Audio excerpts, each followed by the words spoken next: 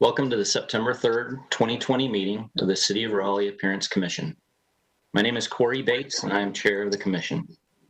I'd like to start by acknowledging that we are conducting this meeting using a remote electronic platform. I would ask your patience today as we proceed. There may be slight delays as we transition between speakers, participants, and presentations. The Commission is charged to provide guidance, advice, and recommendations regarding the visual, quality, and aesthetic characteristics of the City of Raleigh. The members of the Commission represent a varied field of expertise and interest in the quality of design in Raleigh. One of our primary duties is the review of administrative alternates for design. Now I'd like to ask staff member Carter Pettibone to briefly explain for the participants how will we be conducting today's administrative alternate case. Thank you. I'm Carter Pettibone. I'm with the Raleigh Planning and Development Department. Today's meeting will proceed very similar to a regular meeting with a few minor adjustments. If at any time a participant has issues with the technology, please send a message to the moderators. Robin Dent and Aaron Morton are moderating this meeting. The chat function has been disabled for all participants and commission members, except for the ability to message the moderators if you have technical difficulties. For each administrative alternate case, a city staff member will provide a brief introduction and presentation. The applicant will then be acknowledged to present their case and have 15 minutes to do so. Speakers for the applicant are asked to provide their name and address for the record. Following the presentation, the commission members will be given an opportunity to ask questions of the applicant and staff. The commission will then hear from any other participants who would like to speak on the request. As mentioned previously, members of the public had to sign up in advance to participate. I don't think we have any for today's alternate. When all comments are from the applicant, staff, and anyone else are complete, the chair will bring the item back to the table for deliberation. Commission members will then deliberate on the item and review the findings listed in the applicable section of the UDO. And following deliberation, the commission chair will ask for a motion, which will take the form of a recommendation to the planning director for action on the request. The motion can be a recommendation for approval with conditions, or denial. The commission may also vote to defer the case to the next regular meeting. That's typically in order to receive additional information. And the commission will then vote on the request. As a reminder, if your video is turned off and you want to speak, please state your name or have your video on. I'm now going to turn it back over to the commission chair to conduct the administrative alternate review.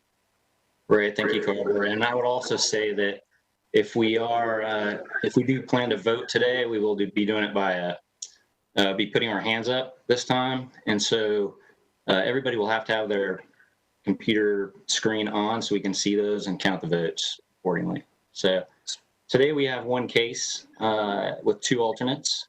It's AAD 17-20, 630 Hillsborough Street. Graham Smith is the applicant, and I will put up for Lee, I believe, is doing the presentation. Hey guys, this is Adam. My camera's not working, but I'm gonna have to recuse myself from this one. Thank you, Adam. Great, thank you, Chair Bates. So if it's all right with everyone, I'm going to present both the Build To and the transparency before inviting the applicant up to speak. So that way Graham can go through them both at once in the presentation. So first for Build To is defined as the area of the lot where a certain percentage of the front principal building facade must be located, measured as a minimum and a maximum setback range from the edge of the proposed or existing right-of-way, whichever is greater. The required percentage specifies the amount of the front building facade that must be located in the Build To, measured based on the width of the building divided by the width of the site or lot. For intent, the Build To is intended to provide a range for building placement that strengthens the street edge along the right-of-way, establishing a sense of enclosure by providing spatial definition adjacent to the street. The building edge can be supplemented by architectural elements and certain tree plantings aligned in a formal rhythm. The harmonious placement of buildings to establish the street edge is a principal means by which the character of an area or district is defined. The Build To range is established to accommodate some flexibility in specific site design while maintaining the established street edge. So now for this case, the applicant is proposing to redevelop a 0.3 acre site currently occupied by a filling station that will be adapted into a restaurant. The property is zoned neighborhood mixed use, 7 stories, urban limited frontage. A general building type with the urban limited frontage is required to meet 50% build to within a 0-foot to 20-foot setback range of the primary street. This site has 2 primary streets, both Hillsborough Street and North Boylan Avenue, and must also meet the corner build to requirement. As proposed, the restaurant would occupy 0% of the build to as the setback on the existing building is greater than 20 feet. Though this is an adaptive reuse project repurposing an existing building, the planned addition is greater than 25% of the gross floor area and is located further away from either primary street than the original building. Thus, per UDO section 3.4.2 and 3.4.2.c.2, the property is still held to build to standards. The proposed amenity area will occupy 100% of the build to along Hillsborough Street, 100% of the corner build to, and 58% of the build to along North Boylan Avenue. In total, 76% of the overall build to area will be occupied by amenity area. The amenity area will provide outdoor dining with a densely planted garden space. The applicant plans to use native species for the plantings throughout the area. And additionally, the applicant also intends to maintain the existing canopy structure that is currently on the site for the filling station and repurpose it for the restaurant amenity area.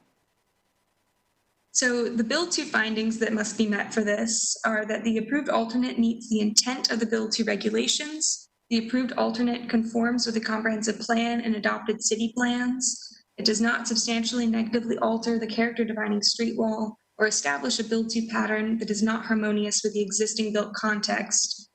The change in percentage of building that occupies the build to area or increased setback does not negatively impact pedestrian access, comfort, or safety, and that site area that would have otherwise been occupied by building is converted to an outdoor amenity area.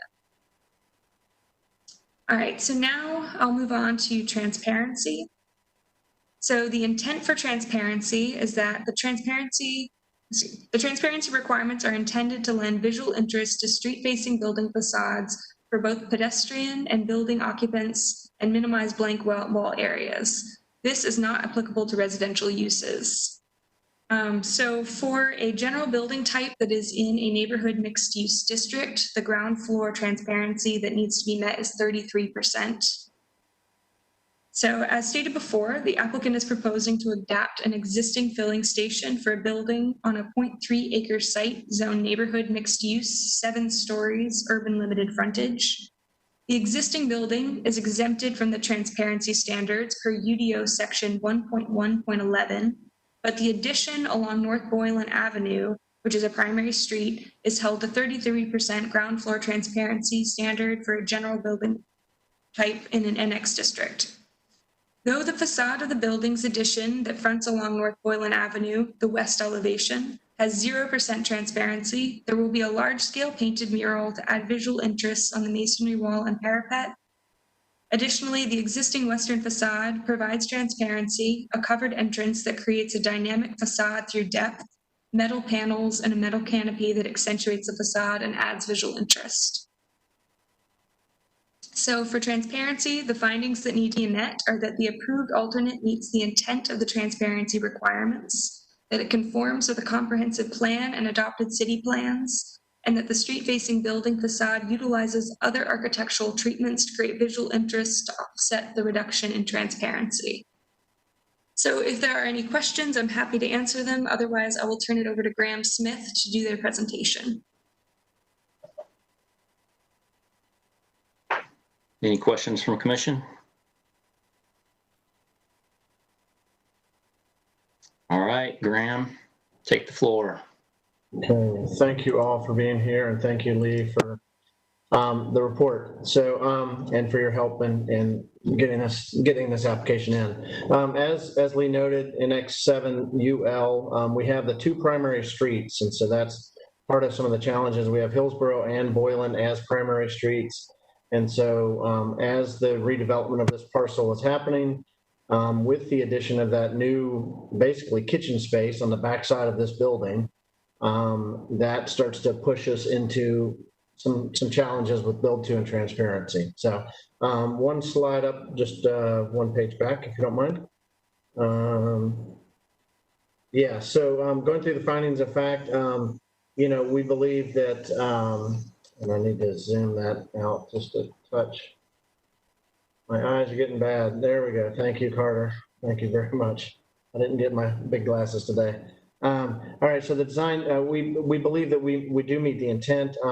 We feel like the design overall, with kind of the outdoor spaces, some of the edge conditions, the plantings that we're talking about, the softscape and the hardscape, does emphasize the street edge along the right of way on both sides. We feel like it does define a street edge there, and it does meet the intent. These are some of the comprehensive plan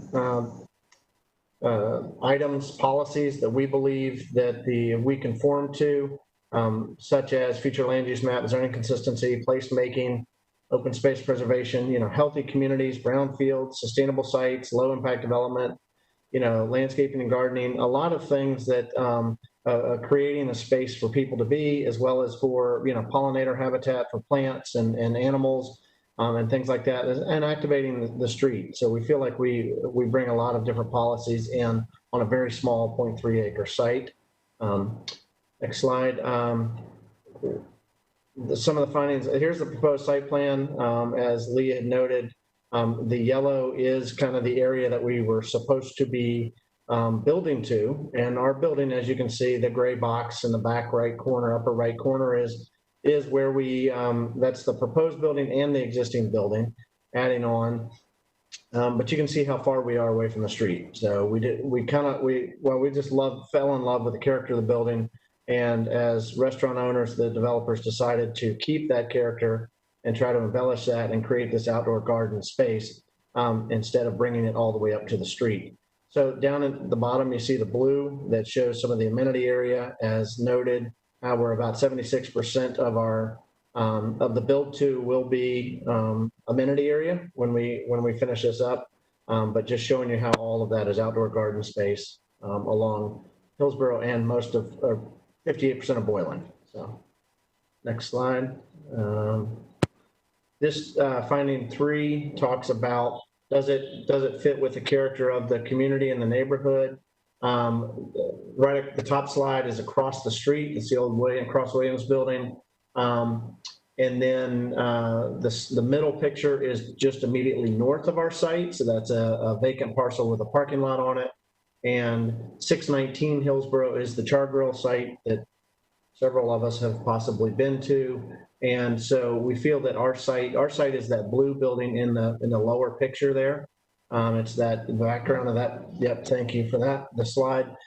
So we feel like we are fitting the character and the existing wall of built context along both streets is keeping with what we're doing here. Next finding of fact, we believe that site area would otherwise have been occupied is converted to outdoor amenity areas. We talked about this at length, how 76% of the site the amenity area, the build to will be amenity area. Let's go back to that. So 76% of the build to area will be amenity area, and that is to be garden and seating area. And wanted to just show you kind of what our concept is here. This is a little more conceptual in nature and a little more fun to read than some of the black and white plans we've been looking at. Looking at some outdoor seating, an outdoor seating / lawn area. You can see a little bit of a shadow on the center of the diagram, in the center bottom of the diagram, and that is that existing filling station covering there that will remain, and we're going to make that an amenity there and kind of allow for shade to happen underneath that. We are working through some variance requests as well because we have a pretty high parking count for this. And so we do only currently show 5 parking spaces on this site, but that's why you're seeing that. But all in all, the idea is the seating areas are surrounded by garden, and they're kind of spaces for people to gather and hang out. So you can see the next few slides really just start to talk about the landscape planting scheme and some of the details there of how the planting scheme is coming together. natives and adapted natives plants, really focus on pollinators, really focusing on a garden that's full of life. And it's a 4-season garden because it'll be it'll be a restaurant year round. And we want people to engage with the outdoors all year round. So the next few slides just start to talk about that. And who doesn't like to look at pictures of plants? Well, that's coming from a landscape architect, so, you know. Next slide, please. Thank you. Yeah, so lots of plants, lots of grasses, lots of things happening year round on the site. With that, we also then have the challenges. Oh, more plant pictures. How awesome is this? Yes. There we go. We're talking about some trees, some fun trees like the redbud, the Carolina sweetheart, some river birches, maybe the smoke tree and paperbark maple. So some fun things like that to add some character. It will be a very lively site, we believe. And after that, we get to our request for transparency. And we're working with Lori Jackson at Mauer, and she was unavailable to be here, so I'm going to fill in as best as possible. She had a last-minute conflict, so I apologize for that. But we do believe, from a findings and facts standpoint, that the facade, well, right now the Hillsborough Street facade isn't the challenge. We have that as existing. The Boylan facade has currently a 20% transparency. That's a pre-existing condition. The challenge, as we talked about, is the building that's behind the existing building. And it is, and because we're expanding over, I think, 25 or 33%, then that's why we're here asking for this. The proposed alternate, we believe, conforms to the comp plan policies noted below: placemaking, scale and design of new commercial uses, activating the street, and contextual design. So I think that's really important. One, that we wanted it to be contextual in a lot of ways and show some livelihood of the site, but it is a service area. And transparency in a service area, the backside of a building, we're somewhat challenged on a corner property in that regard, but we do have some thoughts about how we may add some other elements to the site and would like those to be considered. Finding of fact 3, the building facade utilizes other architectural treatments to create visual interest to offset the reduction of transparency. So, along Hillsborough, we have these great existing doors that we're going to transform into some kind of fun new doors, but they will be there. They'll have perforated metal screens along there. We are looking at, on the Boylan addition, a painted art mural proposed for the west facade with adding some visual interest to that elevation. We're also looking at possibly growing some vines up on part of the building, seeing what we can do with some small planting areas. We do believe that the outdoor amenity areas and the landscaping activates the space in front of this wall and in front of the building. We think that the existing building's form and original detailing, as we that remains, and as it starts to wrap this new building, we feel like overall the contextual design kind of fits in with the character of the neighborhood. Feel like it fits in the context of the building that is there currently, and the overall image of kind of moving forward with the renovation of the site. So we think that we have a lot of transparency. It's just that we throughout the site, given all that we have on this building, but we are challenged on this one area. So that's why we're here looking for your help on that. We do have some elevations that show the west elevation is where you're going to want to focus, unless you really, the south elevation is pretty sweet though. I think, the garage doors are going to have some fun character to them and have a lot of things happening. But the west elevation is what we're looking at that's the Boylan face. And so that's where we have the current. There's a restroom door there. There's a corner door, which is a 45-degree door, which points straight out to the corner of Boylan and Hillsborough, which will become the main entry for this new building. Then we have the large window, and then we go to a restroom door, and then we have this inset. I think it's about 7 feet back, where this new building, basically kitchen area, back of house, will happen. We've talked about the painted art mural and possibly some vines. There would be a service door. There'd be 2 service doors on that facade, as you can see. One is recessed about another 30 feet back, and that's kind of a real service corridor back there with some waste corral and stuff like that. But the one that's closest to the painted art mural will be kind of the main kitchen egress and ingress and egress. So that's that. I think that maybe we have some transparency calculations. Sorry, on the, these are existing transparency calculations. And I wanted to say, we had said we were at 20%. Yeah, we're at 20% existing transparency. When you add the existing with the proposed, so that's on the west elevation. So that's, I think, it. And yeah, I think I don't know who does the rest of the slides. So I think you guys do, Lee. Great. Great presentation, Graham. Appreciate it. Thank you. Any comments from the commission? Any questions from the commission for staff or for the applicant? This is Chad. I got one question. The painted art mural, just confirmation that that is not signage for the restaurant. That's actually a painted mural, right? It has not been determined what that is. They have not yet engaged an artist, so I don't know what that is at this point. So, Okay. Yeah, I mean, if it were signage, I'm assuming it would comply with the signage ordinance, but I don't know. That's a good question. Sorry, I don't have the owners here to speak of that, but at this point, we've talked about it being an art element, but I don't know for sure.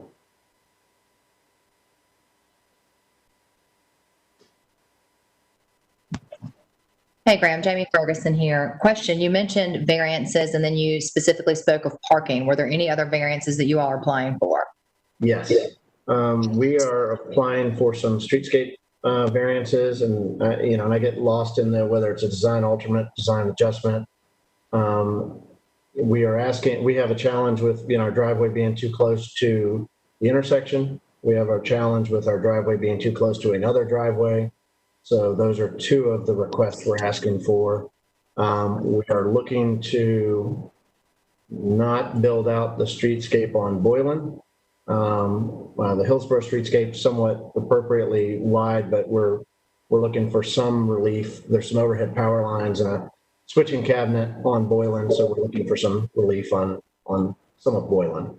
Okay. Now, with any of those variances, would it force you to move, like you mentioned, driveways and such? Would that have an impact on the amenity space that you've mentioned today? No, the property line may move, the right-of-way line may move inward. And let me ask you this too, because we're all remote, if you would, is there a screen that you could illustrate with that we could share?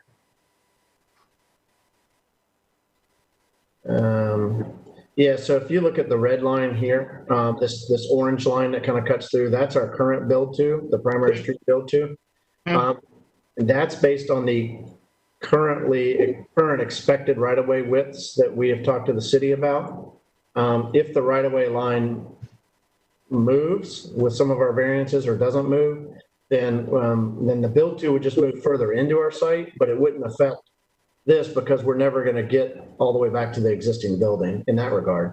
We have 4 driveway cuts on our property now. We're giving 3 of them up and just asking for 1 to remain, the furthest one from the intersection. So hoping that design adjustment or alternate is looked at favorably. So we don't think that would affect a request here. I don't think any of those would positively or negatively affect what we're asking for here. So. Okay, thank you. And the reason we ask is because sometimes with the variances, it then has an impact on what we're trying to decide or vice versa. So I appreciate that. Exactly. No, I agree. Thank you for the question. Graham, this is Chris Roberts. Just to follow up on Jamie's question, did you say that one of the variances is also the number of parking spaces? And is it too few for what this would normally require? It is going to be a variance for the amount of parking spaces, and that's it needs about 24. Well, I think we're going in and we're asking for a max amount. We're asking for a pretty large variance request. I think about 30 spaces, 30 parking spaces. And we're only, we need 30 plus, and we're only showing 5 on site. Okay, thanks. Yep. This is Martha. I have a quick question. In the upper left, I'm assuming, is that a dumpster up there? No, that's a switching cabinet owned by Duke Energy. So, Gotcha. that is part of the challenge when the city wants a 14-foot sidewalk there, and so that's part of that. That is not a dumpster. We're looking at a private vendor for solid waste and rollout carts. We've talked to those guys and have them on board, and we're working through that with the city process to get approval for that and appropriate screening. So most likely that screening would go, right now it's, see that little concrete wedge? It's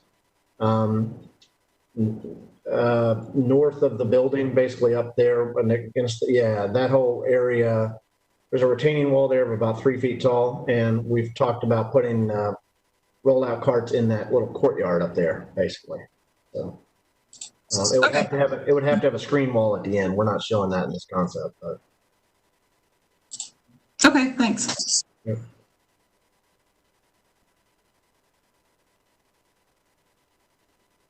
Any other questions for staff or for the applicant?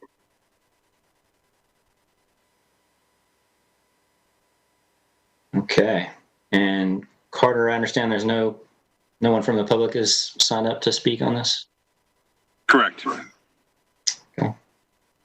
That being the case, we'll close it for discussion amongst the commission members. Anybody want to start?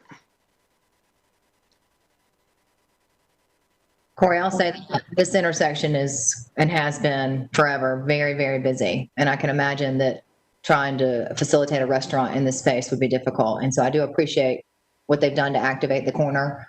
No negatives at this point, just some comments there. I completely agree. I think the activating that whole side facing Hillsborough Street, I think is great. It's also in line with the adjacent neighbor. They're kind of set back and people are kind of spilled out in there, even though it is a drive-through lane there. I think it's beautiful in my opinion. I think it's a great use of trying to reuse this existing building. Yeah, that's what I was going to say. It's a tough site to deal with, but I can appreciate reusing the existing structure. And obviously with a restaurant and adding a kitchen, we'll probably tackle these two issues separately, but adding a kitchen, it's always tough to get any sort of transparency into it. So I would say as far as the build to, I think the site plan that's up on the screen right now does a great job of really activating the outside area. And in my opinion, really meets the intent of what the code is trying to do. For those situations you guys were within before, to practice. This is Chad. I fully support everything. The only question I have is kind of the one I asked earlier about the artwork and the amenity of an artwork is meant to be for public consumption, and I'm kind of torn. I can go either way, but that's different than a really cool painted sign. That's the sign of the restaurant. That's kind of a self-serving amenity. Then again, I've seen some signage that's awesome. So I don't know how we kind of put brackets around it to kind of hold it to an expectation. It's a good point. I agree with that, and we could definitely use art in the city. The more the better, and I think it's a great place to do it. I totally agree that it probably shouldn't be signage. Carter, I don't know if you have any comments on. I think Graham was right that there is a signage ordinance, so they have to be very careful about how they do that. But I don't know if you have any comments on how. I believe that if you add as a condition that it needs to be a mural, that negates it being a sign. So if to be a mural, the Arts Commission will need to approve that it is not a sign. Do you agree with that, Carter? Yeah, I think that, you know, if you do want to make it a condition, you can do so. You know, I guess they have opportunities for signage elsewhere. But, you know, that can be a condition. It just needs to be such that the reviewers can distinguish what that is. I mean, to play devil's advocate behind the restaurant, I've got a really cool sign. Obviously, it's an amazing place for that. So I don't want to, I don't know, I just want to get the commission's thought on that. It just, again, if it's about public consumption, I tend to lean slightly to the idea that it should be truly that. I think that the sign ordinance is very restrictive with regards to this. So if they tried to use it as a sign, it would not be very effective. But, you know, maybe staff can comment on that too. I guess one condition could be that if you, okay, either way, if you wanted to say it must be a painted sign or a painted artwork as opposed to something that's, you know, not painted, and that's what I wanted me to do with it. But, you know, that is up to you. And Carter, I like that idea. I mean, they may indeed be putting some type of name recognition into a mural, but I do want it to be, I would like to prescribe it to be something that is original art to the building. Yeah, I know several projects that we've worked on have incorporated either like historic signage that was we had to get variances to the sign ordinance, right, to be able to put it in. But essentially it was a big mural that ended up doing more than just benefiting the development. So I absolutely understand Chad's concern. And I think it needs to be, as a replacement for transparency, it needs to be something that's going to be a gift back to the city as a beautiful piece of artwork. But I guess I'm less worried. I think as long as it is that, it's less problematic in my mind that it also include the name of the business, right? So I think having like a painted mural somehow maybe as a condition could be a way to just try to make sure that we're getting something that's art and not just a kind of dumbed down sign element. Yeah, I'm good with that. I mean, and I can't say my comment without complimenting it. I mean, it's right. It's like it's going to be an amazing place to be and to go. So congratulations to that team. Yeah, that's great.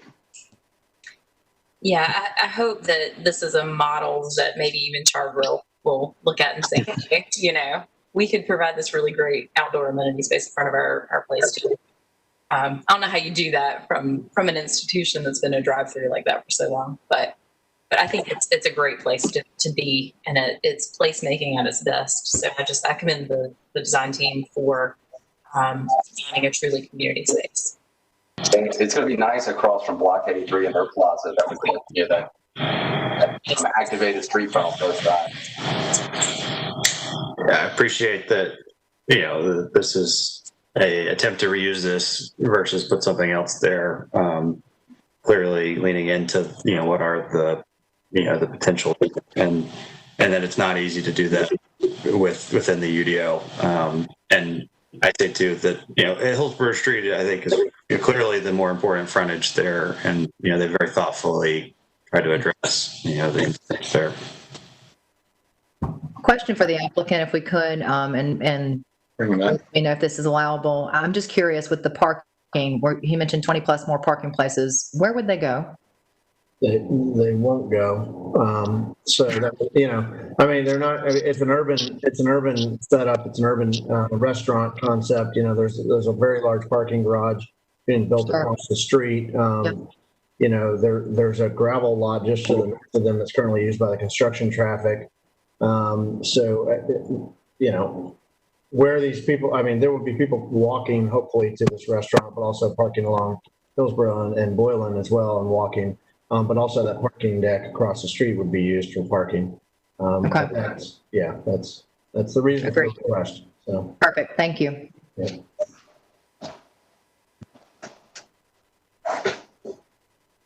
Any other comments? Should we break these out separately, or what? How y'all feeling? I think so. Should we break it out into our first build to? Corey, you'll need to do that. You'll need to do one and then the other. Okay, so let's break it out. So let's talk about the build to. We go back to those alternate findings. You want to have any other comments on that before we go through the findings from anyone? Okay, so let me just read through them and then maybe we can substantiate them. So the approved alternate meets the intent of the build to regulations. The approved alternate conforms with the comprehensive plan and adopted city plans.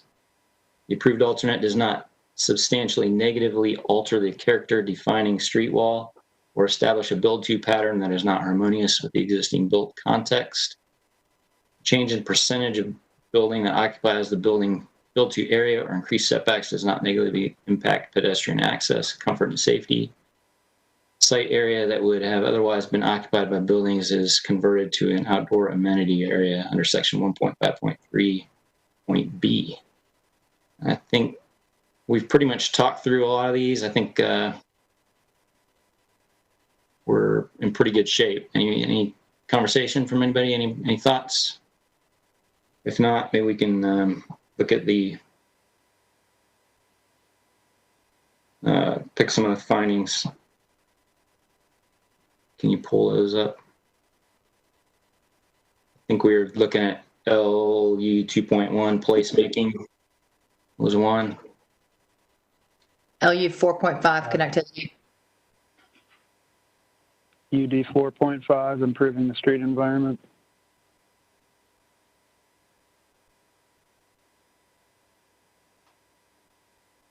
Okay. I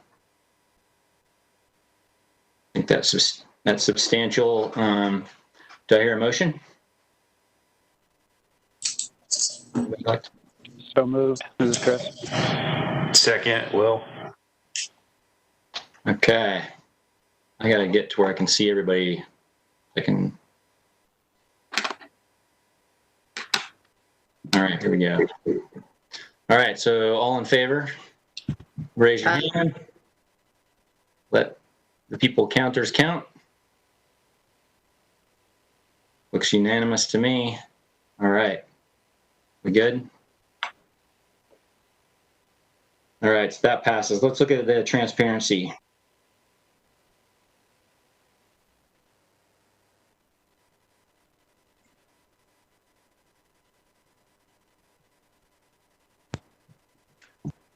Again, I think we have talked it through pretty well. Again, the transparency is really in that area where we were just talking with the mural, and not the rest of the building. Although I think I do want to say that the rest of the building, I think it looks great. I think they did a good job on that. So,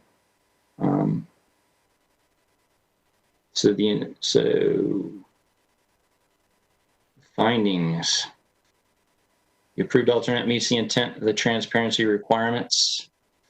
Approved alternate conforms to, do I need to read this first? Here we go. Transparency requirements are intended to lend visual interest to street-facing building facades for both pedestrians and building occupants and minimize blank wall areas. It's not applicable to residential uses. Okay, so the three that we need to look at, the approved alternate meets the intent of the transparency requirements. Approved alternate conforms with the comprehensive plan and adopted city plans and the street building facing facade. And again, I think placemaking the LU 2.1, the 2.3 activating the street. I think UD 1.2. UD 5.1 contextual design. UD 1.3. Okay. All right. So I think we have consensus here. Yeah, do I have a motion on the table? Anybody want to make a motion? Motion to approve with condition. The condition being that the mural, in whatever terms we'd like to post, be a piece of art, not just commercial signage. I'll second that. This is Chris. Second by Chris. All right, all in favor? by raising your hand.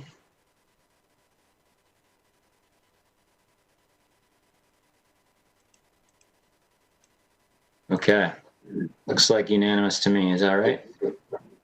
Lee, would you mind reading what you're going to include as the condition if you have that? Sure. I have here that it is to be approved with the condition that the mural be art, not signage. And Well, did you want to say be art or include art, not just signage? And this is open for discussion, so any other member, please comment your thoughts as well. Brandy, you're perfect at putting these words together. Come on. I think it needs to be part of a mural. Like, I think if we could put some definition on what art is, because I think that can be difficult for staff to interpret, right? So if we can say it needs to be a true mural and not simply commercial signage. I don't know if that's quite the right parameters. Carter, is that solid enough that staff can just?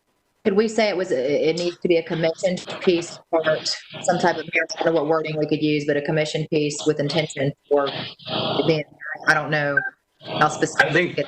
I would also say that you could add dimensions and materiality to it. I think if we, simply say that it be a mural, that's then going to, kick in. If they were to try and put their name on it, they then have to go to conform with signage, at which point, the Arts Commission would jump in. So.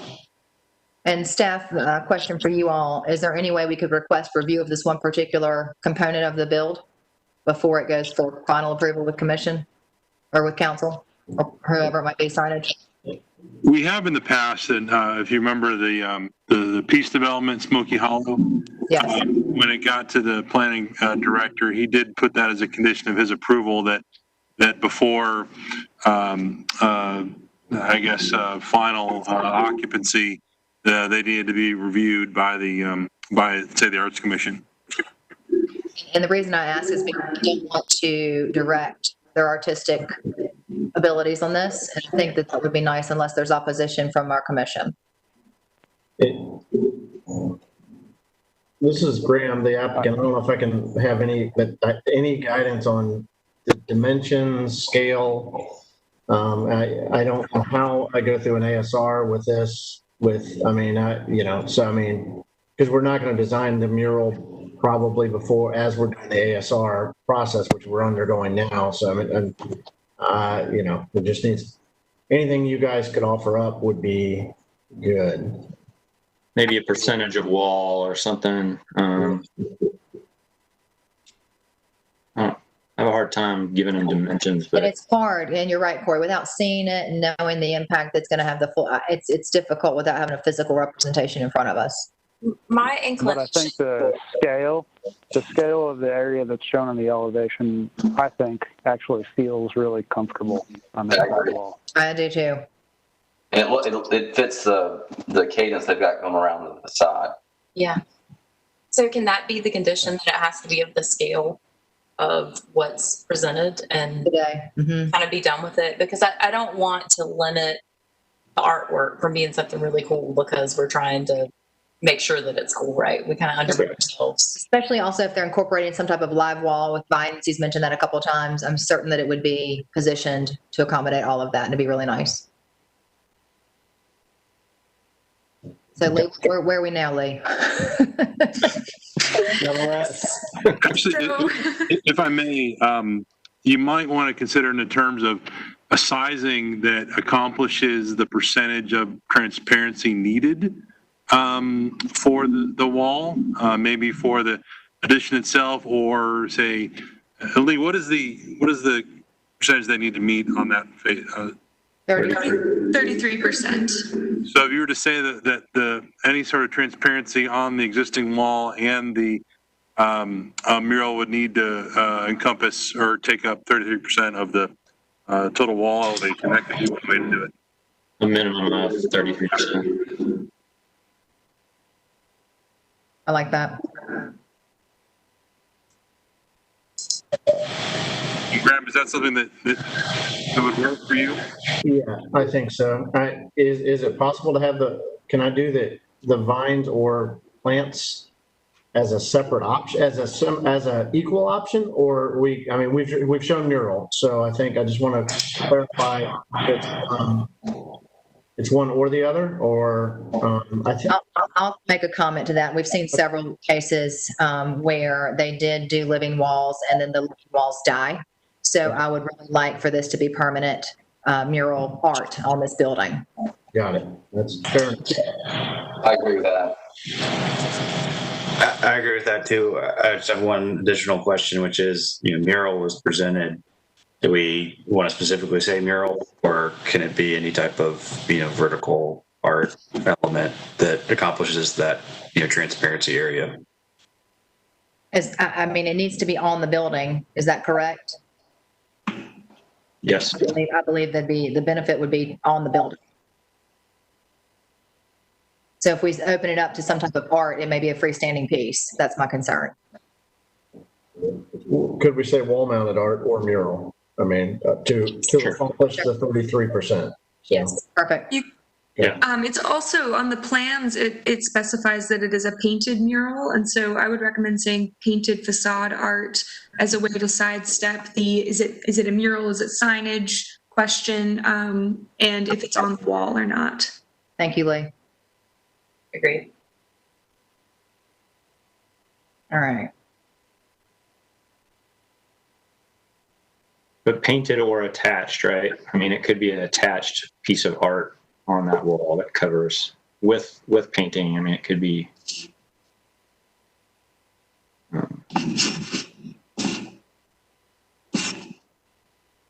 Okay. Do you want me to read the condition Please.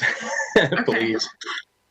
So what I have is that the transparency of the existing building plus the painted or attached facade art area must be a minimum of 33% of the western facing facade, and keeping in scale with the elevation shown as an exhibit here.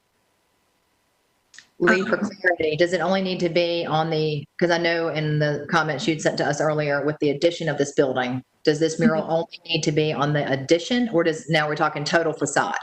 The transparency that they are held to is only for the addition. And so I would caution the commission from having any say over the existing portion of the building, as that is not in conflict with the UDO. Thank you. But as part of the condition, I think that it is appropriate to say that the transparency that's on the existing portion can be used in that percentage of the overall facade. My only comment to the group is I did a quick takeoff, and the size of that mural shown on the drawings would only get them to about 25% overall on that facade. So to get up to 33%, that mural would be significantly larger than what's shown. That was the question I was going to ask. And I don't want to get in the weeds, but I think a lot of us like the way it looks, and it's a painted mural. If we stick with kind of the exhibit as the basis of approval, Yes. I feel good with that. Please. I would agree with that. Thank you. And then I had a question too. I heard there was some discussion about whether the vines would be included or as an alternate to the mural. I got a little lost there, and I wanted to know if that was part of the condition. I don't feel that it is. I think the vines would be just a nice addition if they chose. This is really going to be specific to the But mural. that's up to them. Okay, thank you. Okay, so we all have consensus on that. Do we need to back up, Carter, and kind of let's make this official maybe, and since we now have that, and show hands again. We have our original and our second, and we have our revised wording. What's the revised wording? All right, let's see if I can do this. The condition is that the painted or attached facade art is in keeping in scale with the elevation shown as an exhibit here. Did that work? Do we need to adjust that? What if we say the basis of approval is whatever that page number exhibit is as shown for that elevation, both from size of scale and the fact that it's a painted mural? So just keep it simple. Like that. The only thing I might say is that at least the scale presented, just to give it a little more flexibility if for whatever reason there's some confusion precisely.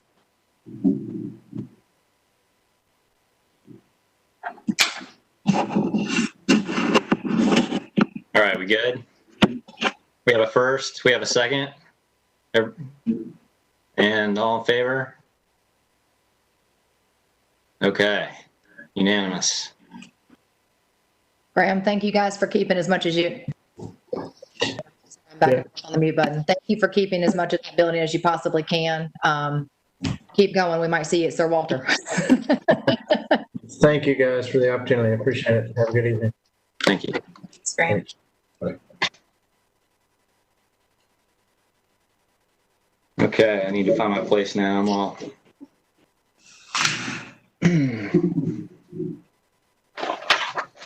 Okay, so we have a staff presentation on the Atlantic Avenue Road Widening Project. Beth Quinn, the project manager with the City of Raleigh Engineering Services, would like to present, right? Beth, welcome.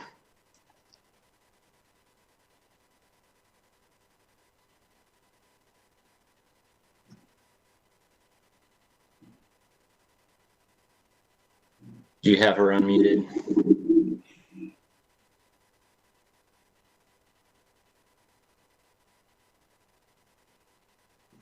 Robin or Aaron, do we still have Beth on the?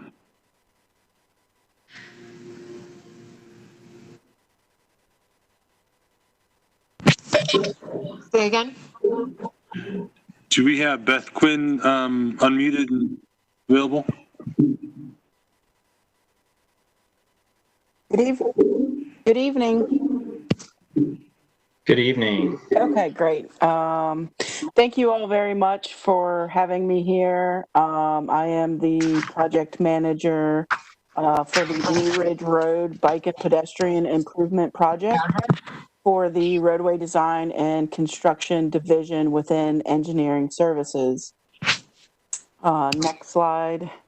The design consultant for this project is AMT, and they also had the Timmons Group as the landscape designer that we'll go over in a few of the slides later on. The project is located along Blue Ridge Road, just north of Trinity Road and extending north to the Wade Avenue interchange. It also includes improvements at the Reedy Creek Road and Blue Ridge Road intersection. The project begins north of the North Carolina Fairgrounds and the North Carolina State Vet School, crossing over Wade Avenue and ending at the driveway entrance for the North Carolina Museum of Art. So the red line on this map represents the proposed multi-use path. There will be a bridge crossing over Wade Avenue and as well as the intersection improvements at Reedy Creek intersection. There are a couple of other projects currently in the works in this area being completed by NCDOT. You have the grade separation project of Hillsborough and the existing train tracks and Blue Ridge Road. The other project is the widening construction project along Wade Avenue, where Wade Avenue will be widened from a 4-lane divided facility to a 6-lane divided facility. And these projects have an anticipated completion date of summer 2023. And we have been coordinating with DOT as well as the designers on those projects throughout.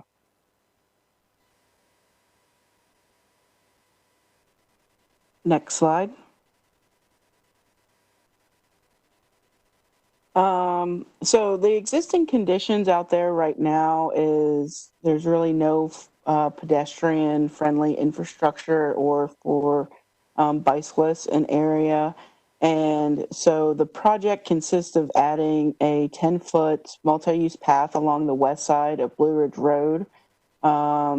There will be a dedicated bicycle and pedestrian bridge crossing over Wade Avenue, and then crosswalks at the Wade Avenue ramps. And finally, we will be developing a protected intersection at the Reedy Creek and Blue Ridge intersection with dedicated crosswalks and other pavement markings, ADA compliant curb ramps, as well as signal improvements and new signage. The next slide shows the anticipated typical section here. So again, you've got the Blue Ridge Road, which is a 5-lane undivided roadway. The curb and gutter. We do have variable width planting strip, and this just depends on the existing conditions and where we are along the project. And then the 10-foot multi-use path, and then sloping down to the existing ground. In the next slide, the next few slides, we will kind of show the overview of the project. So you can see in this picture, Trinity Road is just off the page to the left. And the grade separation project that DOT is conducting with Blue Ridge and Hillsborough is going to be starting connecting from Trinity up to where we start. So our project will intersect with their project. And so our multi-use path will start there, just south of West Chase. We will be doing signal improvements at the West Chase intersection.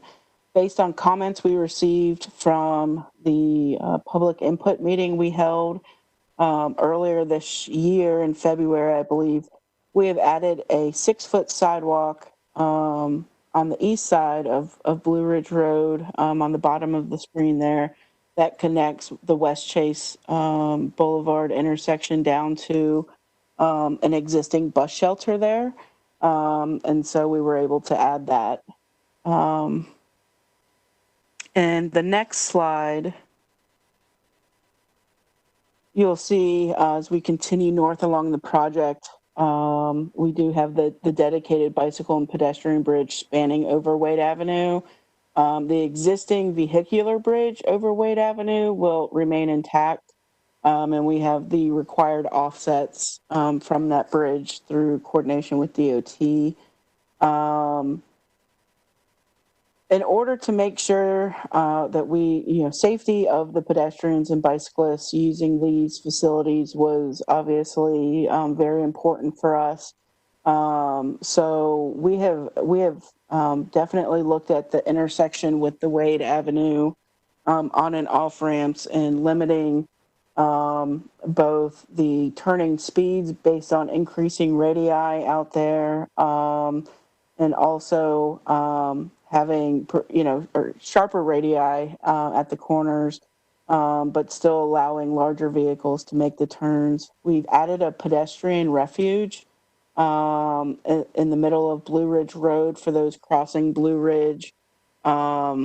And the multi-use path will tie into the existing sidewalk then at the frontage of the Museum of Art. So the sidewalk kind of comes down on the right-hand side of this picture. In the next slide, this is the protected intersection at Reedy Creek and Blue Ridge Road. And in this intersection, there is a high volume of pedestrian and bicyclists using it due to the Reedy Creek Trail, the North Carolina Museum of Art, and just other attractions in the area. And so this was recommended to look at as a protected intersection, which can also be known as a setback or an offset intersection.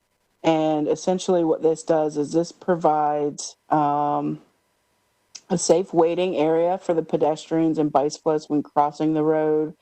It has tighter corner radii, which also reduces the speed of the vehicles making right-hand turns. It increases the visibility for those pedestrians and bicyclists in the intersection. So the next slide, this kind of shows the difference of what we call the driver's sight triangle between a conventional intersection and a protected intersection. So the protected intersection, as you can see, has these essentially islands that larger trucks are able to go over, but cars must go around. And so by having to make that larger turn there, it puts the bicyclists or the pedestrians in a better sight triangle for the drivers, and so you're able to clearly see them, and it also reduces the speed at which you can make this turn. So in the next slide, this shows just what some of the sample improvements are. So the picture on the left is a view along Blue Ridge Road looking south as you head towards Trinity Road, towards the fairgrounds. And the picture on the right, an example of the view of the pedestrian refuge on Blue Ridge Road at the Wade Avenue on and off ramps. Next slide. One of the key components to this project is the pedestrian bridge over Wade Avenue. It's going to be a prefabricated two-span angular truss bridge. It's going to be about 270 feet long. We had several design meetings and stakeholder meetings to come up with the preferred design of the bridge, and this includes the bridge being 15.5 feet tall at the ends, and then in the center it'll come down to 6.5 feet tall. We were kind of hoping to develop somewhat of a gateway bridge into the city from this area as you're coming from the west into the city. We are looking at including both lights as well as a fence that's required per DOT standards. We're also looking to include other artistic features both on the bridge and in the surrounding areas. And then the path on the bridge itself will be maintain that 10-foot wide span. Next slide. So this is supposed to be a video. I don't think it's going to work in the PDF.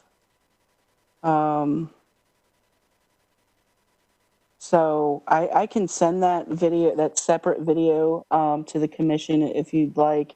But so for now, let's just skip to the next slide.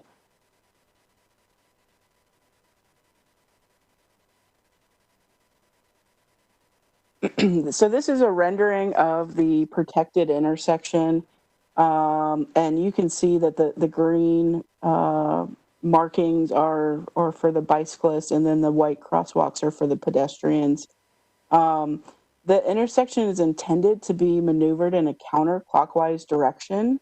So if you can kind of see the arrow coming from the bottom of the page, if you were cycling north and wanted to head west on Reedy Creek, you would actually continue through, cross over Reedy Creek, and then cut over Blue Ridge Road on the northern side. We do understand, though, that a lot, this southern crossing here will likely be the heavy volume of people crossing, and we have made those, the crosswalk and the bicycle path larger to accommodate the higher volumes there. You know, especially with the recreational bicyclists for the Reedy Creek Trail.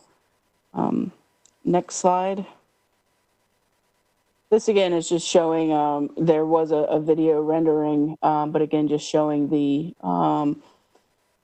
protected intersection from a different height here. You can kind of see in the corners here, those concrete islands. On the very kind of edge there, it's a lower elevation, so it's mountable by your larger vehicles and tractor trailers. but normal vehicles must go around them.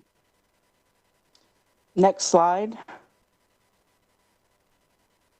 Some of the project challenges we had included coordination for the stakeholder pedestrian bridge. You can see some of the options that were developed here throughout.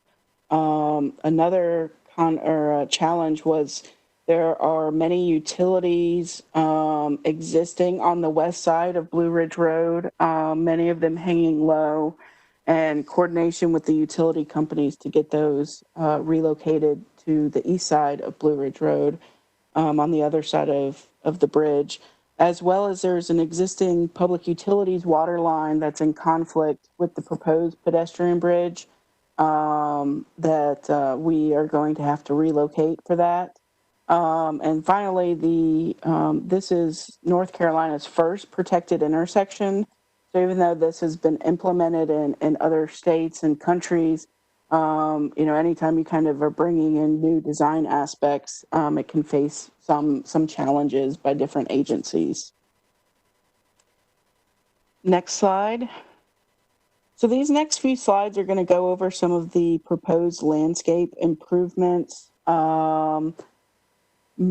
Most of these opportunities are almost exclusively on the western side of Blue Ridge Road. The southernmost section of the project in front of the West Chase office buildings provides some limited opportunity for street trees and ground cover plantings. Plant material will also be utilized to screen adjacent parking and maintenance areas. This section also includes the Wade Avenue off-ramp intersection with Blue Ridge Road, and areas on either side of the ramp can accommodate some landscape plantings. Next slide. As we move north on the project, this includes areas with the bicycle pedestrian bridge, as well as the intersection of the on and off ramps to Wade Avenue. Areas leading up to the ends of the bridge are available for landscape plantings, especially to create a sense of entry onto the bridge. We're also possible on the side slopes and framing and enhancing the bridge from the west. Other areas available for landscape treatments include the areas on either side of the Wade Avenue off-ramp, the crosswalk median, and the area between the on-ramp and District Drive. Next slide. This is at the Reedy Creek intersection. So we've got some landscape enhancements and focus in the area behind the current bus stop at the intersection. The landscape character here will echo that of the art museum across the street and contribute to the experience of pedestrians and cyclists using the Reedy Creek Greenway. The landscape will also screen adjacent parking areas and will include a modest treatment on the northwest corner of the intersection.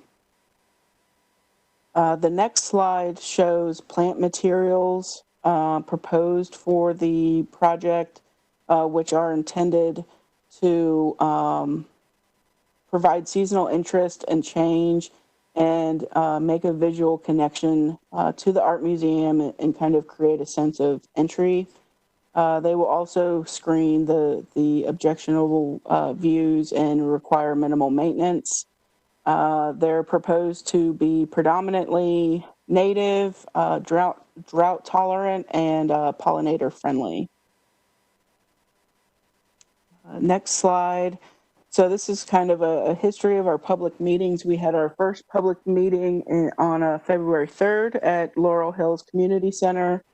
Our second public meeting was held in May. Due to the current COVID, it was held virtually, where we provided a YouTube video going over the materials. We had a survey and receive feedback that way. We are anticipating presenting to City Council in the fall this year coming up. Next slide. The estimated project cost for this is approximately $6 million, including construction and right-of-way. So again, you can see, right now we are in the summer. The advanced design public meeting was held in May. We're working towards right-of-way and easement acquisition. And then following up with the city council presentation and hopefully bid for construction in the fall. One caveat to that is this project does have federal funds, which are currently on hold. We're hopeful that this will be released soon and allow us to progress, but that could have a delay in our schedule.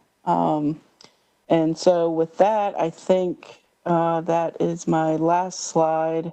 If you have any questions or comments, I'd be happy to take those. Thank you, Beth. That was a great presentation. I appreciate you bringing it forward to us so we could review that. Any questions from commission? This is Martha. I was just curious, are there any opportunities for stormwater capture and treatment in the right-of-way corridor? As far as like GSI, like green stormwater infrastructure? Yes. Mm-hmm. That is not included. We have minimal drainage in this project. Again, because we're mainly just adding the multi-use path. So that is not part of this, but the other thing is Blue Ridge is a DOT roadway.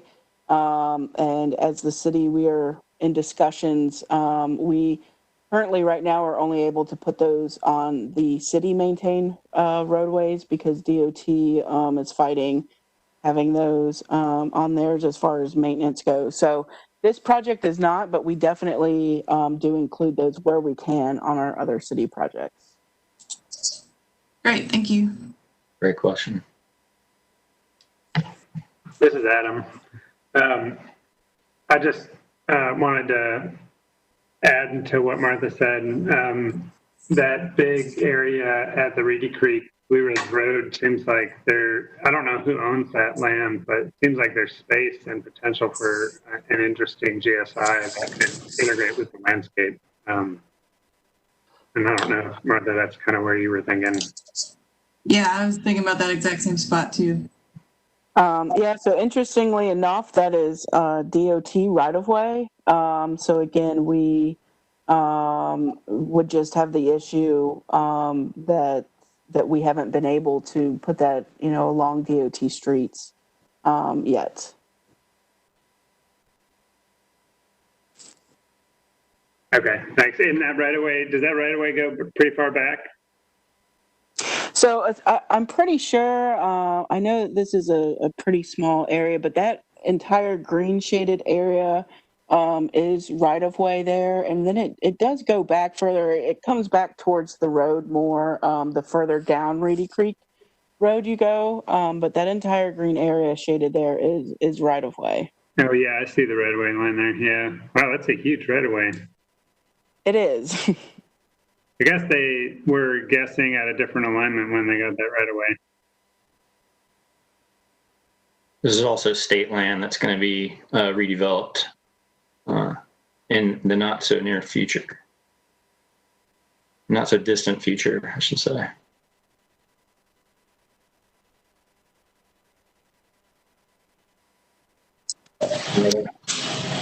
Beth,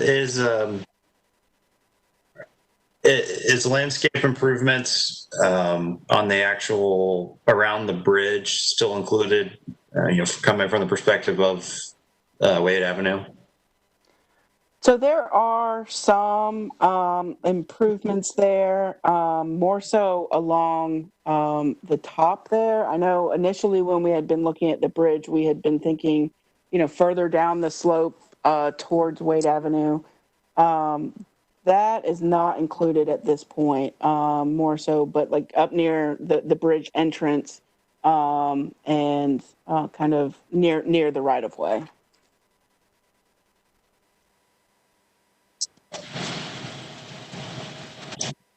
Yeah, I'll just say, this is a great project for an area that has minimal infrastructure existing already. It's much needed, and it's exciting to see Raleigh get a gateway element on the western side of the city. And Beth too, I appreciate that the sidewalk infrastructure can be extended to those bus stops that are just kind of on an island. Yeah, absolutely. I mean, I think that was a great comment that came from the public, and we were happy to be able to add that. And I mean, we look forward to starting construction on this, and being able to allow people to traverse the area between the art museum, the vet school, the fairgrounds, and all of that. So. We're really excited to get this project moving forward.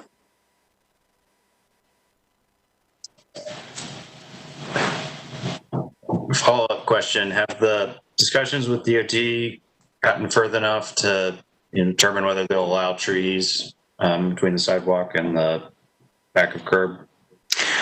So in general, DOT, if it's a 35-mile-an-hour roadway or less with curb and gutter, they will consider it. But if it's 45-mile if it's higher than 35-mile-an-hour, then they don't like to see the trees in the planting strip there.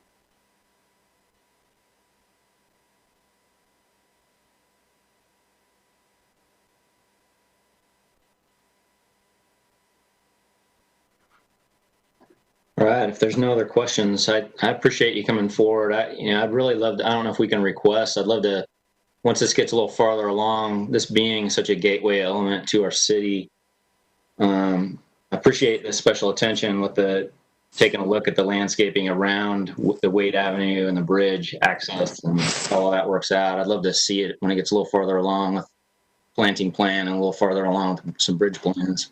Yeah, and we do have that. I can definitely send that to you. I don't know if I would send that through Lee, but we can definitely. I can send that to her, and then that'd be fantastic. Yeah, that'd be fantastic. If you could send that to Lee as well as the little short videos, that'd be fantastic. Absolutely.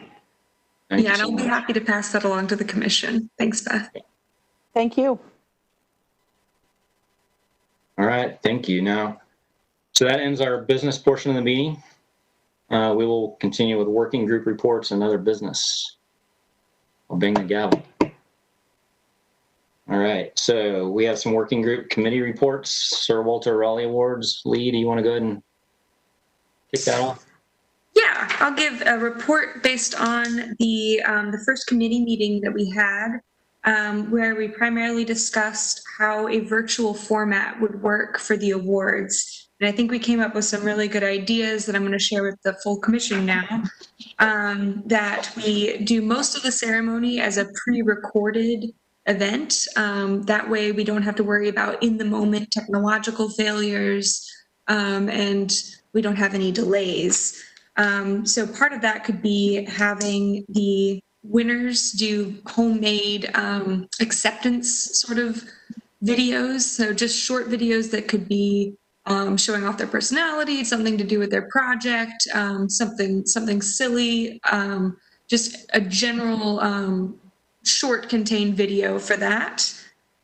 We could also ask the winners to do maybe a 2-minute primer on what their project was that won. And UDC staff can help support on the technological side for people if they don't have the means to create a video to go along with their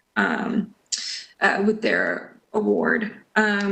Also, we could ask that we have live music. We can find bands that are still performing right now and have them do pre-recorded pieces for the awards. That would probably include payment, though, so that's another thing we need to think about with our budget.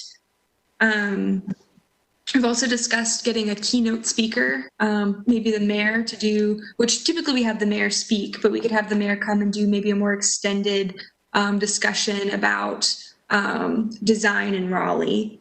Or we could have a panel component where we have people discussing what design is like in Raleigh, how it's evolved over the years, and what it's like to be a designer here right now. That could possibly include, what it's like to design during a pandemic and to build during the times that we're living through right now. We could also have, instead of a panel, we could have designers do 30-second videos or some amount of time of a short video explaining the same thing, how they've seen Raleigh evolve over the years architecturally. And they could be designers from the Triangle, from further out nationally. So I think those were some really compelling ideas, and I welcome if anybody wants to discuss other things that we could do in a virtual environment. I'm all ears, and I'm happy to look at how that format can be explored, and we can get really creative with it this year. But just as more general updates, as you all know, the nominations period is open, and it's now time to advertise that as much as we can. I'll be working on sharing social media posts with all of you if you want to do your own reposting or something through your firms. That would be great as well to spread the word. We have had some nominations started coming in. And it turns out we're the guinea pig for how the city's new web portal is going. So I've been working with IT a lot on that. So that's been nice. And the last update is that we will soon be releasing the RFQ to ask for artists to submit their portfolios, which then we will bring here to one of the full commission meetings to select the top 3 winners. The top 3 designers, who will then go and produce a sample of what the certificate could look like. And we would compensate them for that work. And then the winner would win the $1,000. And the commission would be able to work with them a little bit more to hammer out the design and figure out specifically what you all want as a commissioned piece. Are there any questions, any comments about virtual environments? Any discussion around this?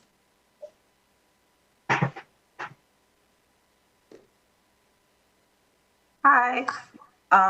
For the artist portion that you just spoke of, do we have a link so the artist can apply, or has that already been settled? Sorry, did you say a link or a length? A link or some information to send to them? No, that will be done through me. So the call for artists, when it's released, which will be hopefully a couple days from now, I'm asking that everyone just submit to my email their portfolios. Okay. Yeah, so that way it's just a little more direct and a little easier to organize. Okay. If you have an artist in mind, feel free to share my email with them. That is what I was asking. There you go. I just want to know if that was free to share. Okay, thank you. And Lee, you're gonna do like a call for proposals for that, right? Right. Yeah, we'll be releasing an official RFQ. And so with that, I will say, Megan, as well, we do require that the artists be over 18 years of age and live in Raleigh.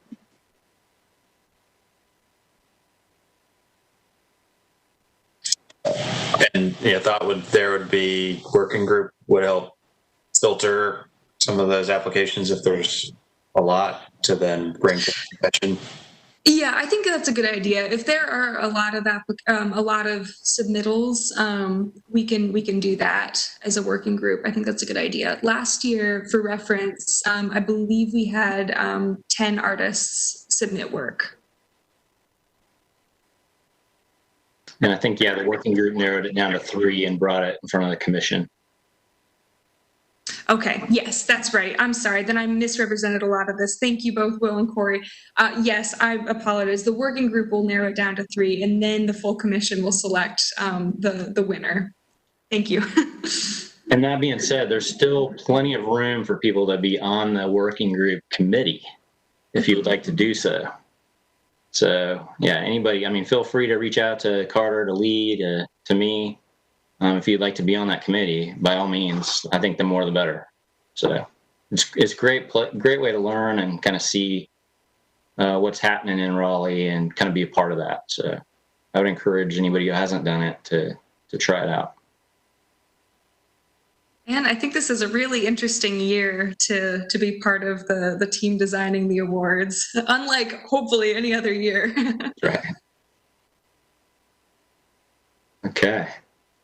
Anything else on the Sir Walter Raleigh? We good? All right.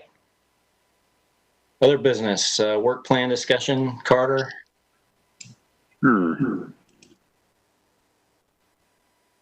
Just wanted to kind of go over what, this is what Brandy had presented to the council back in March before COVID hit. I'm not going to go through the whole presentation, but kind of hit on kind of the high points and then what council kind of gave you as a homework assignment. Brandy did present this in early March. It was very well received at council.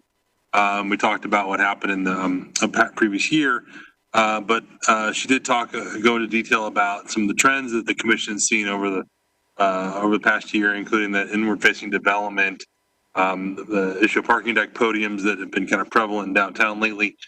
Talked about the work program, and at the time, the thinking was administrative alternates were going to go away and be done by the planning commission, but that has since changed, of course. But you all identified this as an opportunity for a new role to kind of promote design review and reconsider that high impact, high visibility study that you had undertaken a while back.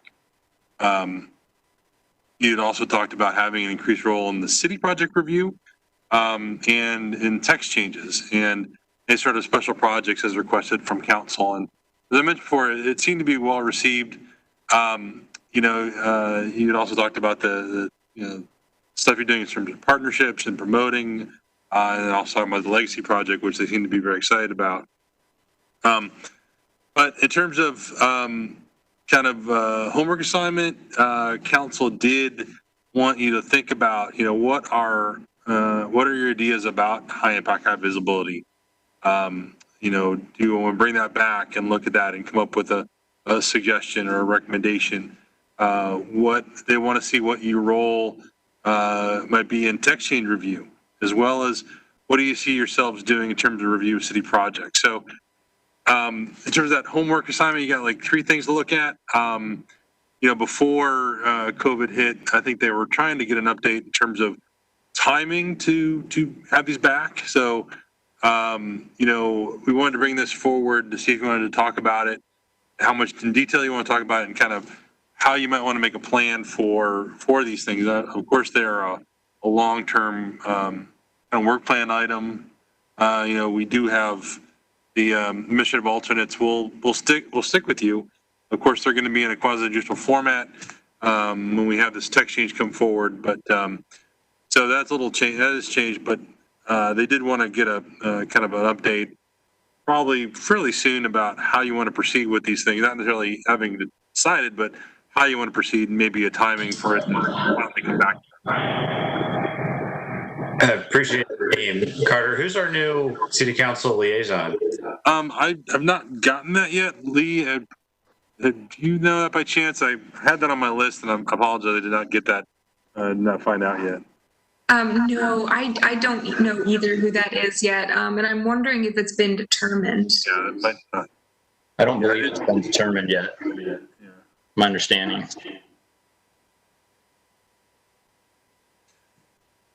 We can find out.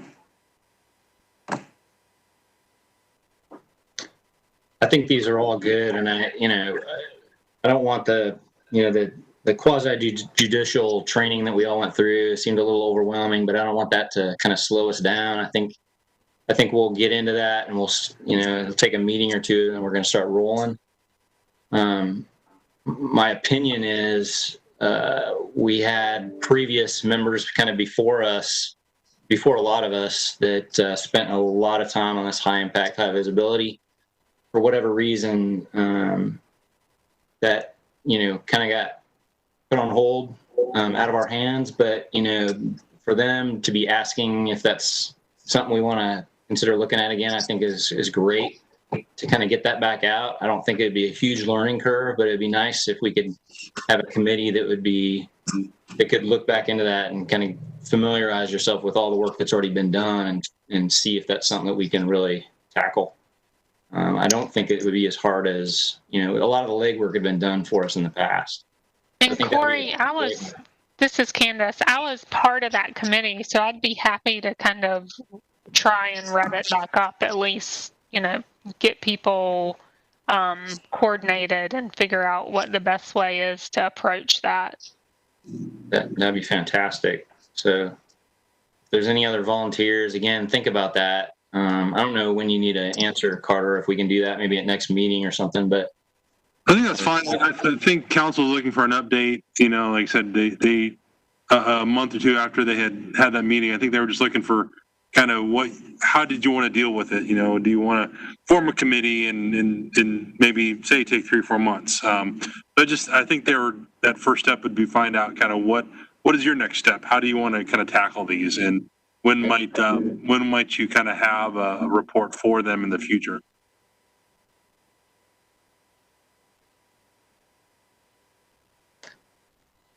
the other role that is on here is the text change review, which is I thought would be a great thing for us to kind of see as a commission, to at least be familiar with. If it gets brought in front of us every time there's a text change, that we can at least hear about it, know what it is, know that there has been a text change. I think that, and then we can further discuss if we want to be more involved in it. But at least knowing the first step, knowing what those text changes are, I think that's something that we do need to know as a commission.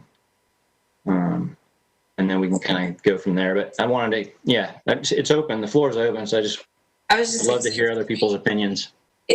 So as a part of bringing that forward, I think at least my thoughts on it at the time were, we see a lot of the same cases over and over and over again, as far as like build to and building massing. And there may be opportunities, this is just me saying this, I've always hated the whole requirement for this like base, middle, and top kind of understanding of projects. And then like the step backs as they're required leads to some pretty unattractive buildings in many cases. So there may be an opportunity for us to put forward some text changes of our own based on what we're seeing and what we as designers or design-minded individuals might prefer the requirements to be. So I think there is leverage and opportunity to actually help craft the UDO ourselves and not just be educated about, what other groups are doing.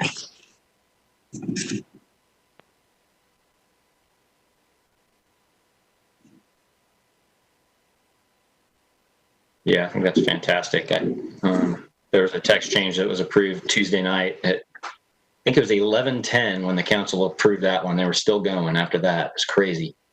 But for mezzanines in buildings. And so it'd be just nice to know, people, not everybody knows that. So it'd be nice to know that.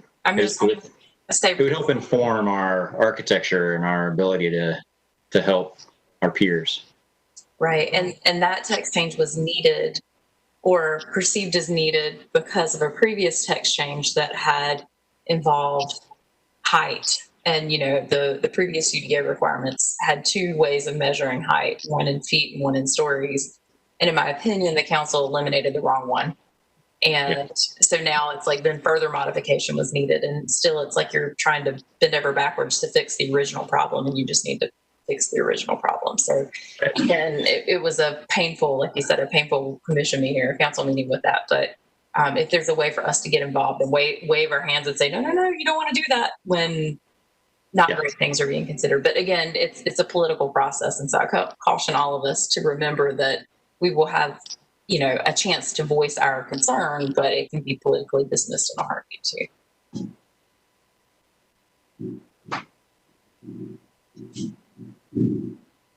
Right now, who is allowed to put forth a text change? I think anybody can put forward a text change, I believe. It needs to be authorized by city council. So you can request it as a request to citizens, but the council needs to kind of direct staff to work on it. Right. So part of our request, I think, to council was to consider letting our group be able to bring text changes that they could then staff to study.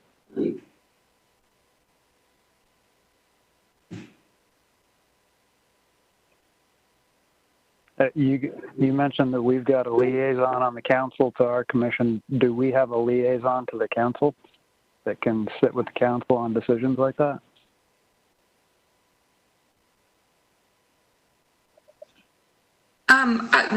Perhaps a member of the Appearance Commission that would present lists of recommended text changes to council during meetings. I think that could be a possibility from creating a working group, since this is a council directive to the commission, that you all take a larger role in text changes, that if that's the avenue, then it would stand to reason to me that a member of the Appearance Commission could then, at some interval, present lists of text changes that you all see need to be, that have patterns that need to be addressed, present that to council. Yeah, and the means by doing that is on council meetings, there is a space or an opportunity for commissions to make a report. And so you could, if you want to go on the agenda of council and make a report saying, hey, this is what we've seen, this is what we suggest, you can do that. Council can say, oh, great, awesome, or they can say, yeah, never mind. So it's up to them, but you do have an avenue at council meetings to make that, present that report and ask for that. You can even ask, hey, give us more work. You do have an avenue.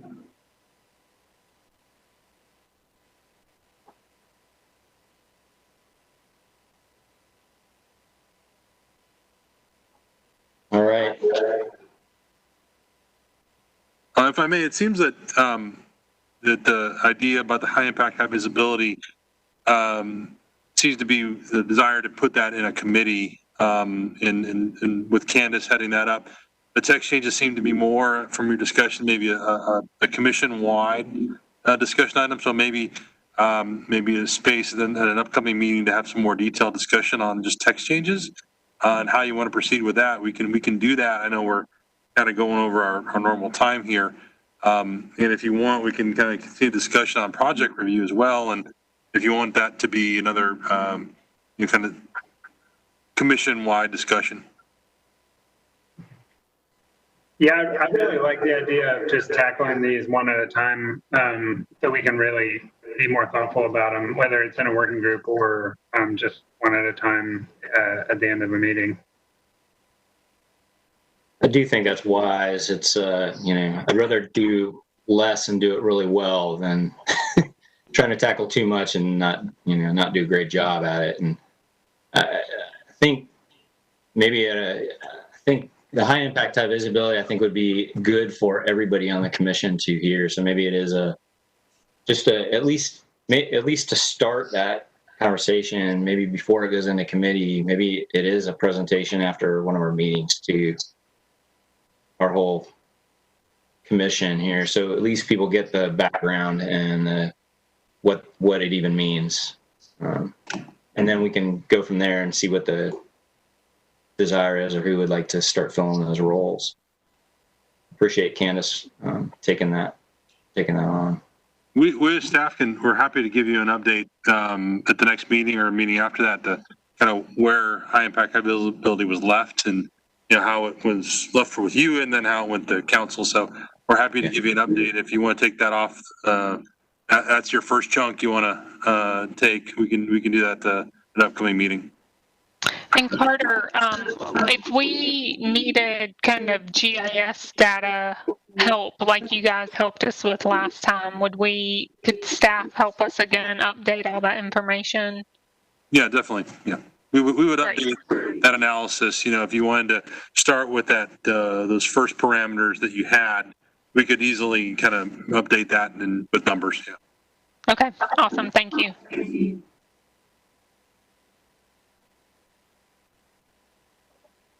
All right, well, that sounds like a good way to go. Let's see if we can plan on, I don't know what our next meeting looks like yet, but if there's room in the next meeting or the following meeting, I'd say let's go ahead and start tackling that.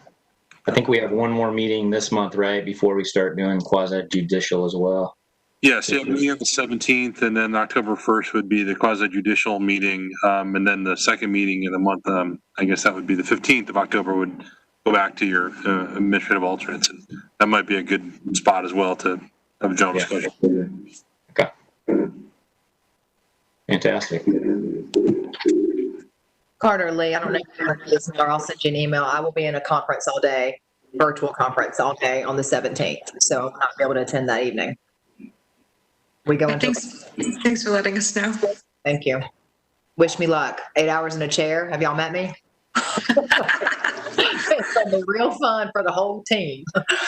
But, right. All right.